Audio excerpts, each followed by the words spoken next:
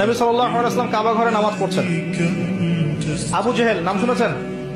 আবু জেহেল দেখে ফেলেছে, এসে নবী সাল্লাল্লাহু আলাইহি ওয়াসাল্লামকে আঘাত করেছে, একটা ঘুষি দিয়েছিল। আল্লাহ রাসূল সাল্লাল্লাহু আলাইহি ওয়াসাল্লাম কিচ্ছু বলেন নাই। এই দৃশ্যটা দেখেছেন একজন দাসী, দেখে হামজা রাদিয়াল্লাহু আনহু স্বীকার করে ফিরছিলেন। তিনি কিন্তু তখন ইসলাম কবুল করেন নাই, নবীর চাচা, আপন চাচা।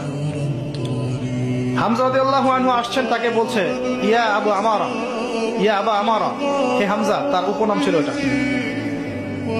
তুমি যদি দেখতে কিভাবে আবুল হাকাম ইবনে হিশাম মানে আবু জেহেল তোমার ভাতিজাকে গালি দিয়েছে, আঘাত করেছে।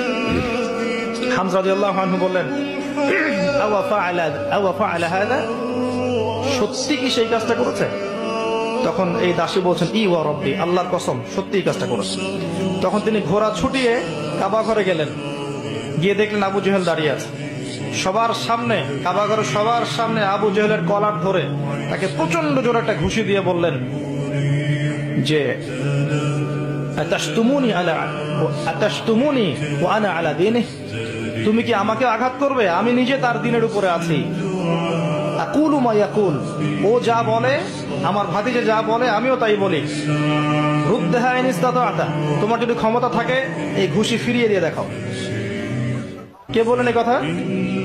হামজা রাদিয়াল্লাহু আনহু। এবং ওখানে সাক্ষ্য দিচ্ছেন যে আনা আলা দীনিহি ওয়া শাহিদতু আল্লা ইলাহা ইল্লাল্লাহ ওয়া আন্না মুহাম্মাদার রাসূলুল্লাহ।